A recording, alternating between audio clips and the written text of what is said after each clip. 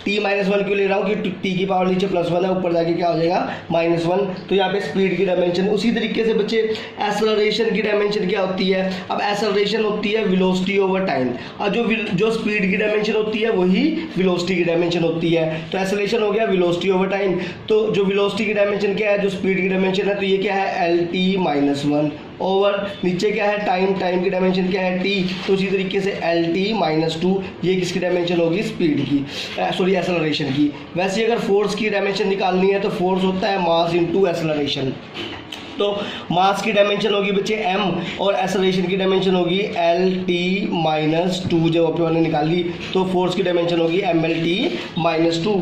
उसी तरीके से वर्क जो होता है force into displacement.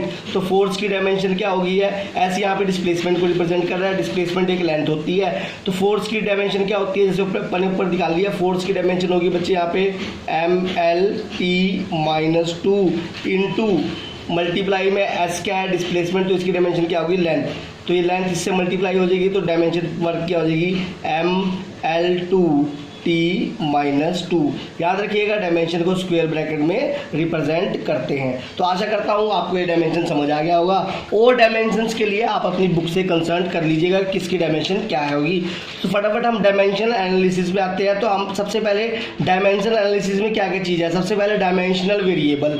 Dimensional variable वो फिजिकल क्वांटिटी होती है जिसकी डायमेंशन भी होती है और उनके पास एक वेरिएबल भी होता है। जैसे एरिया की डायमेंशन होगी लेंथ इंटू ब्रेथ, तो एल का स्क्वायर इसकी डायमेंशन होगी, इसका वेरिएबल यहाँ पे एरिया है। वॉल्यूम का वेरिएबल जो हो गया यहाँ पे v या वॉल्यूम वेरिएबल है, तो इसकी डायमेंशन क्या होगी? l की power 3 length into breadth into height. तो लेंथ की डायमेंशन भी l, ब्रेथ की डायमेंशन भी l और हाइट की डायमेंशन भी क्या है? l। तो l इंटू l क्यूब यहाँ पे क्या होगी? वॉल्यूम की डायमेंशन होगी। वैसी वेलोसिटी की डायमेंशन अभी हमने पढ़ी lt-1। तो ये वो फिजिकल क्वांटिटी है जिसके पास वेरिएबल भी है और डायमेंशन भी है। अब आता है डायमेंशनलेस वेरिएबल। डायमेंशनलेस वेरिएबल वो वेरिएबल होते हैं या वो फिजिकल क्वांटिटी होती है जिसके पास वेरिएबल तो है लेकिन कोई डायमेंशन नहीं है। जैसे एंगल हो गया, स्ट्रेन हो गया। अब सबसे पहले एंगल जो होता है, एंगल की कोई डायमेंशन नहीं होती है। 30 डिग्री 45 डिग्री इसका वेरिएबल होता है एंगल का। जैसे थीटा हो गया, फाई हो गया, उसका वेरिएबल तो होता है लेकिन उसकी कोई फिजिकल मतलब कोई डायमेंशन नहीं होती है। वैसे ही अपने पास स्ट्रेन है। स्ट्रेन क्या होता है? Change in configuration over original configuration. ये आप आगे फिजिक्स में पढ़ोगे, आगे चैप्टर है उसमें जाके आप पढ़ोगे तो आपको स्ट्रेन के बारे में, स्ट्रेस के बारे में सब आपको पता लगेगा। तो सबसे पहले जैसे स्ट्रेन मैंने बताया क्या है? Change in configuration over original configuration.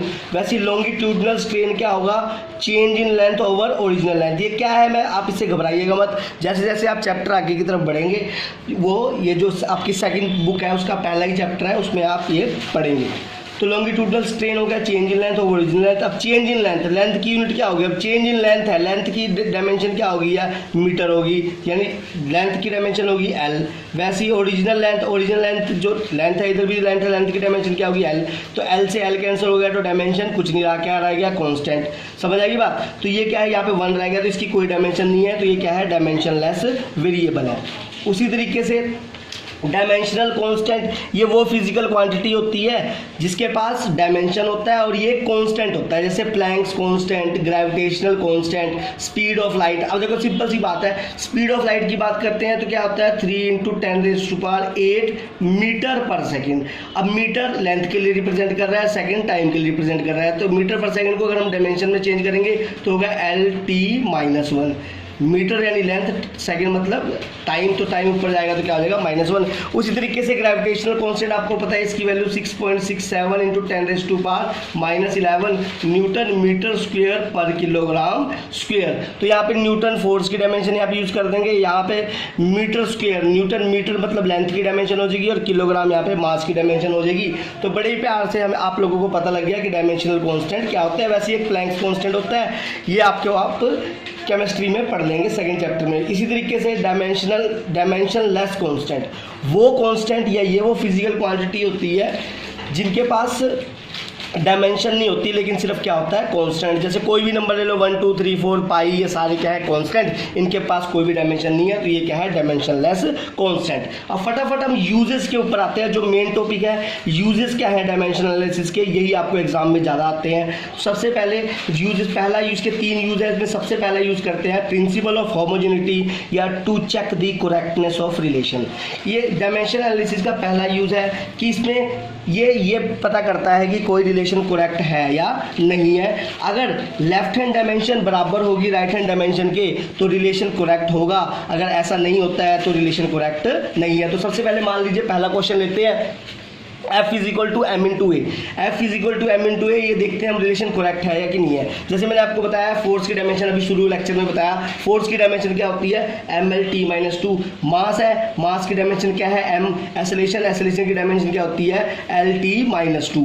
तो यहाँ पे हम सिर्फ यहाँ पे देखेंगे, यहाँ पे नेट डायमेंशन क्या होगी M L T minus two, यहाँ पे भी नेट डायमेंशन क्या होगी M L T minus two. तो left hand dimension right hand dimension के बराबर है, तो हम ये कह सकते हैं कि ये जो फार्मूला क्या है करेक्ट है। याद रखना डायमेंशनल ये रिलेशन को करेक्ट करने के लिए सिर्फ हमें डायमेंशन की जरूरत होती है, अगर कोई नंबर है उससे कोई फर्क नहीं पड़ता। जैसे मान लीजिए t is equal to 2 pi under root L over G. G यहाँ पे एसेलेरेशन ड्यू टू ग्रेविटी को रिप्रेजेंट कर रहा है, तो जो एसेलेरेशन ड्यू टू ग्रेविटी मतलब एसेलरेशन ग्रेविटी की वजह से, तो जो एसेलेरेशन की यूनिट होगी वही जी की यूनिट होगी। अब यहाँ पे टी की जो डायमेंशन होगी m0 l0, टी अकेला है तो टी इज इक्वल टू 2 पाई को इसका कोई लेना देना नहीं है डायमेंशन में। वैसे लेंथ अंडर रूट में लेंथ की डायमेंशन होगी l, और एसेलेरेशन ये जी एसेलेरेशन को रिप्रेजेंट कर रहा है एसेलेरेशन ड्यू टू ग्रेविटी, तो इसकी डायमेंशन होगी lt माइनस टू। जैसे मैंने एसेलेरेशन की डायमेंशन यहाँ पे lt माइनस टू लिखी है। तो इसके बाद क्या हुआ है, यहाँ पे क्या हुआ बच्चे, l से l कैंसिल हो गया, ये टी की पावर माइनस टू ऊपर जाके टी की पावर प्लस टू हो गया। तो अंडर रूट के अंदर टी का स्क्वायर, स्क्वायर से रूट कट गया तो क्या रह गया टी, तो राइट साइड भी क्या रह गया टी, तो राइट साइड डायमेंशन क्या होगी m0 l0 टी। तो यहाँ पे देखो लेफ्ट साइड भी यही थी, तो left hand dimension right hand dimension के बराबर है, तो यानी ये रिलेशन क्या है करेक्ट है। उसी तरीके से एक और क्वेश्चन लेते हैं कि ये म्यू यहाँ पे फ्रीक्वेंसी को रिप्रेजेंट करता है। फ्रीक्वेंसी की डायमेंशन आप मैंने बोला कि आप अपने बुक में कंसल्ट कर दीजिएगा कि किसकी डायमेंशन क्या है। फ्रीक्वेंसी की डायमेंशन अब देखो mu is equal to 1/12 under root F over M. यहाँ पे देखना, ध्यान से देखना, क्वेश्चन जब दिया होगा तो उसमें देखना कि क्या क्या रिप्रेजेंट कर रहा है। म्यू यहाँ फ्रीक्वेंसी को रिप्रेजेंट कर रहा है, एल यहाँ लेंथ को रिप्रेजेंट करता है, एफ फोर्स को रिप्रेजेंट करता है, और यहाँ पे मास जो है क्वेश्चन में दिया हुआ है कि मास पर यूनिट लेंथ है। मास यहाँ पे क्या है मास पर यूनिट लेंथ यानी m ओवर l। याद रखिएगा यहाँ पे मास क्या है बच्चे, मास पर यूनिट लेंथ यानी m ओवर l। तो यहाँ पे बात करते हैं, देखो यहाँ पे अब फ्रीक्वेंसी की डायमेंशन होती है t की पावर -1, तो m0 l0 t की पावर -1 इज इक्वल टू 2 लेने की कोई जरूरत नहीं है, क्योंकि हमें सिर्फ डायमेंशन को देखना है। तो 1 ओवर l क्या है, यहाँ पे लेंथ क्या है, लेंथ है, लेंथ की डायमेंशन क्या है l, f की डायमेंशन होती है अंडर रूट के अंदर ml t -2, ये सारा अंडर रूट के अंदर है बच्चे, ध्यान दीजिएगा। वैसे m यहाँ पे क्या है मास ओवर लेंथ, मास पर यूनिट लेंथ, तो मास की डायमेंशन होगी m, per unit length over length की डायमेंशन होगी l। यहाँ पे जब सोल्व करेंगे तो बच्चे यहाँ पे क्या हो गया, m से यहाँ पे m कैंसिल हो गया। जब m से m कैंसिल हो गया तो यहाँ पे क्या रहेगा, यहाँ पे रहेगा 1 ओवर l, यहाँ पे l ये ऊपर जाके मल्टीप्लाई हुआ तो l into L L square T की पावर -2, ये सारा का सारा बच्चे किस में है रूट में। उसके बाद यहाँ पे क्या हुआ, एल स्क्वायर है तो एल रूट से बाहर आ गया, टी की पावर -2 है तो टी की पावर -1 रूट से बाहर हो गया, क्योंकि टी की पावर -1 इंटू टी की पावर -1 के पेयर बन गए। तो एल से एल कैंसिल हो गया, तो क्या रह गया टी की पावर -1, तो राइट हैंड साइड क्या रह गया टी की पावर -1। लेफ्ट हैंड डायमेंशन भी क्या थी टी की पावर -1, तो देखो m0 l0 टी की power -1 is equal to m0 l0 T की पावर -1। तो left hand dimension right hand dimension के बराबर हो गया, तो यानी ये रिलेशन क्या है बच्चे करेक्ट है। उसी तरह से नेक्स्ट इसका पार्ट आता है, इसका सेकंड पार्ट आता है डायमेंशन एनालिसिस का सेकंड यूज आता है conversion of one unit into another unit, एक यूनिट का किसी दूसरे यूनिट में कन्वर्ट होना। सबसे पहले आप ये देखना जी n2 इस तरीके से हम लिख लेंगे, n2 is equal to n1 m1 over m2 l1 over l2 t1 over t2 a b c। यहाँ पे जो भी फार्मूला हो उसके डायमेंशन को रिप्रेजेंट करेगा, डायमेंशन के हिसाब से हमने a b c की वैल्यू रखनी है। जो m1 l1 और t1 है ये गिवन होगा, जो क्वेश्चन में गिवन होगा ये ऊपर वाला होगा M1 L1 T1, और जो जिसमें कन्वर्ट करना होगा वो नीचे वाला होगा M2 L2 T2, और N1 वो नंबर दिया होगा जो क्वेश्चन में दिया हुआ है। जैसे मान लीजिए आपको बोला हुआ है कन्वर्ट 10 न्यूटन इनटू डाइन, तो समझिए ध्यान दीजिएगा, तो 10 न्यूटन जो है 10 जो है वो N1 की वैल्यू दी हुई है। याद रखना जो दिया हुआ गिवन होगा वो ऊपर लिखना है, जिसमें कन्वर्ट करना है वो नीचे लिखना है, और जो A B C होंगे वो जब हम डायमेंशनल फार्मूला निकालेंगे वहाँ से A क्या है, M की पावर क्या है, L की पावर क्या है, C की पावर क्या है, उस तरीके से हम लिख देंगे। अब यहाँ पे मेनली बात दो तरह की यूनिट होती है, एक SI यूनिट होती है और CGS यूनिट होती है, जो जनरली आपको क्वेश्चन पूछेगा एग्जाम में। SI यूनिट में मास किलोग्राम में, टाइम सेकंड में, लेंथ मीटर में, और CGS यूनिट में जो होता है मास ग्राम में, टाइम सेकंड में, लेंथ किस में होती है, सेंटीमीटर में। अब देखिएगा सिंपल सी बात है। अब सबसे पहले कहता है कन्वर्ट 5 न्यूटन इनटू डाइन। अब न्यूटन किसकी यूनिट है, फोर्स की, तो फोर्स का डायमेंशन सबसे पहले लिख देंगे MLT-2। अब N2 जो मैंने बताया था N2 लिख दिया। अब N1 जैसे मैंने बताया था कि N1 जो न्यूमेरिक वैल्यू दी होगी तो N1 कितने दिया है 5, तो यहाँ पे 5 लिख लिया। अब जो गिवन है न्यूटन है तो फोर्स है, फोर्स की आपको पता ही है, फोर्स की SI यूनिट क्या होती है, मास इंटू एक्सेलरेशन, तो यानी किलोग्राम मीटर पर सेकेंड स्क्वायर। तो यानी ऊपर वाला जो है वो ये है, तो मास किलोग्राम में, लेंथ मीटर में, और टाइम सेकंड में। उसी तरीके से किस में कन्वर्ट करना है, डाइन में, तो डाइन CGS यूनिट होती है। डाइन क्या होती है, CGS यूनिट। तो यहाँ पे मास किस में होता है, ग्राम में, लेंथ किस में होगा, सेंटीमीटर में, और टाइम किस में होगा, सेकंड में। अब हमने करना क्या है, कुछ नहीं करना है, बड़ा ही आसान है। इसमें हमने जो ऊपर वाला होगा, ऊपर वाला जो रिलेशन होगा उसको नीचे की तरह कन्वर्ट कर देना है, ऊपर वाले को नीचे वाले की तरह कन्वर्ट कर देना है। सिंपल सी बात है। अब देखना ऊपर वाले को नीचे वाले की तरफ कन्वर्ट करना है, तो नीचे में क्या है, ग्राम। अब किलोग्राम को ग्राम में बदलेंगे तो 1 किलोग्राम में कितने ग्राम, 1000 ग्राम। बड़े आराम से आ गया आपको। वैसे ही अब आपको देखो मीटर नीचे वाला किस में है, सेंटीमीटर में, तो ऊपर वाले को नीचे वाले की तरफ कन्वर्ट करना है, तो मीटर 1 मीटर में कितने सेंटीमीटर, 100 सेंटीमीटर, ये भी समझ आ गया। वैसे ही ऊपर सेकंड है, नीचे इधर बदलने की जरूरत नहीं है। और यहाँ पे जो ABC था, जैसे मैंने आपको ये बताया था ABC, तो यहाँ पे डायमेंशन ये वाला फार्मूला, M की पावर क्या है 1, तो A क्या आ गया 1। उसी तरीके से L की पावर भी क्या है 1, तो यहाँ पे B क्या हो गया 1। C यानी T की पावर क्या है -2, तो यहाँ पे C क्या आ गया -2। उसी तरीके से हमें यहाँ पे सोल्व किया, तो सोल्व करने के बाद यहाँ पे हमारे पास 5 × 1000 × 100, यहाँ पे सेकंड है तो सेकंड के अंदर 1 की पावर -2 क्या होगा, 1 की पावर वटेवर 1, तो ये 1 ही रहेगा। तो ये आ गया 5, 3 यहाँ पे 3 और 2 5 0 है, तो 5 × 10⁵ डाइन क्या हो गया, ये कन्वर्ट हो गया 1 यूनिट दूसरी यूनिट में। एक और क्वेश्चन लेते हैं।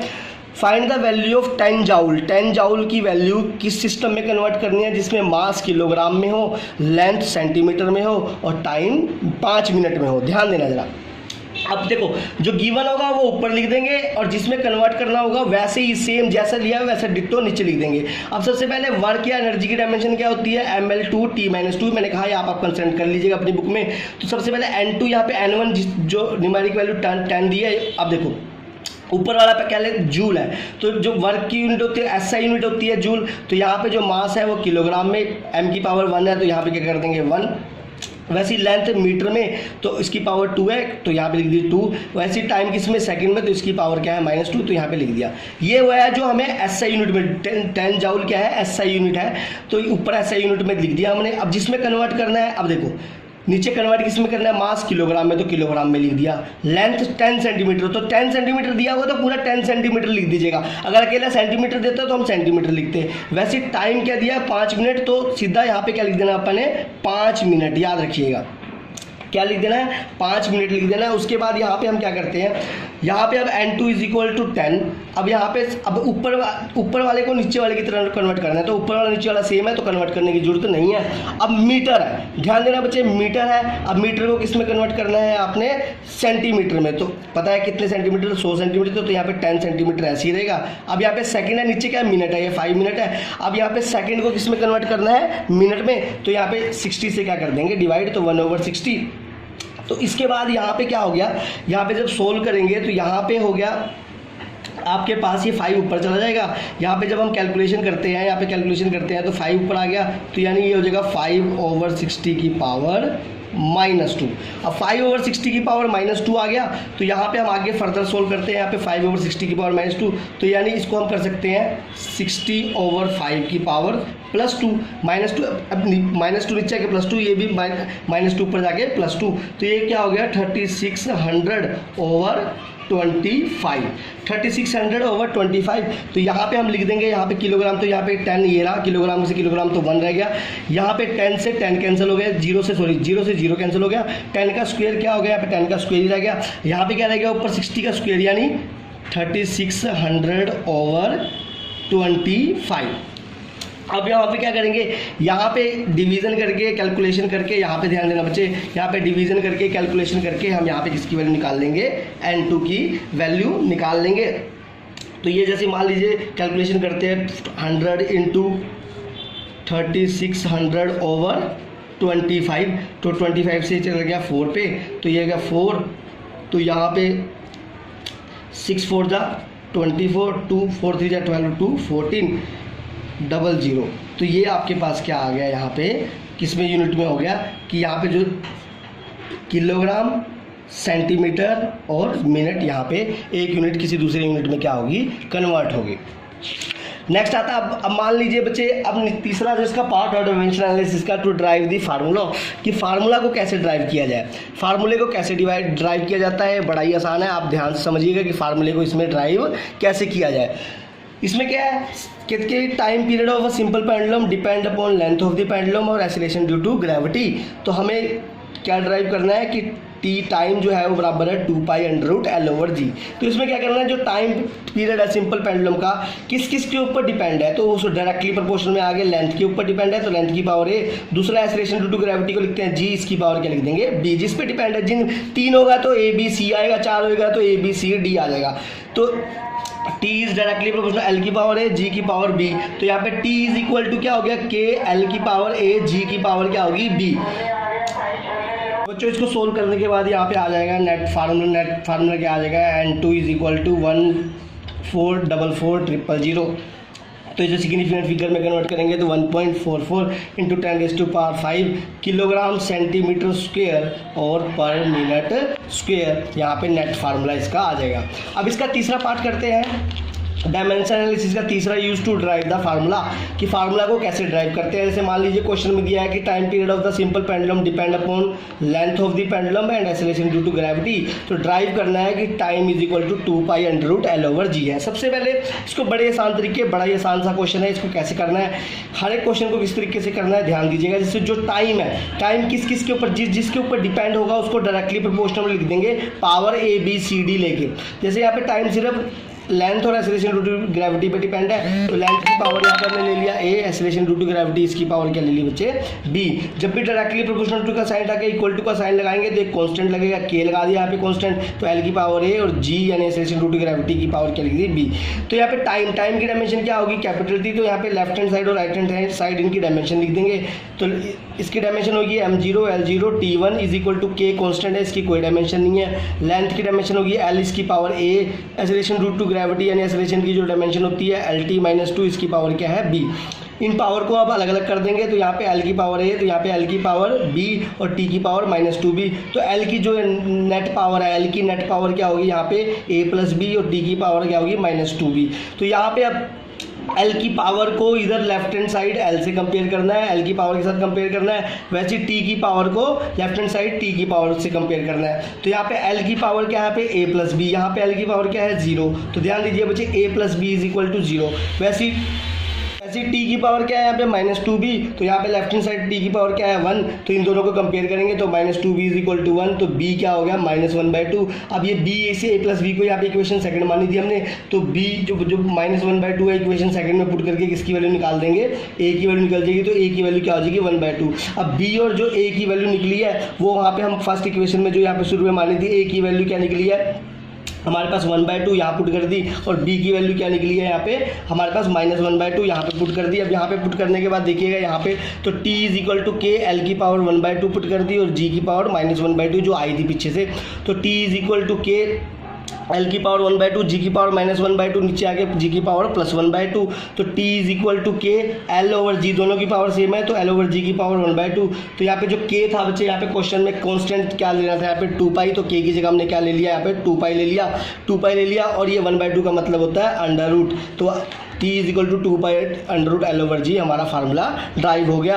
तो यहाँ पे बड़े आसान से हम किसी भी फार्मूले को हम ड्राइव कर सकते हैं। अगर आपको फिर भी किसी क्वेश्चन में दिक्कत हो तो आप कमेंट में ज़रूर डाल दीजिएगा, उसका हम जल्द से जल्द हल लेके निकलेंगे, लेके आएंगे। धन्यवाद।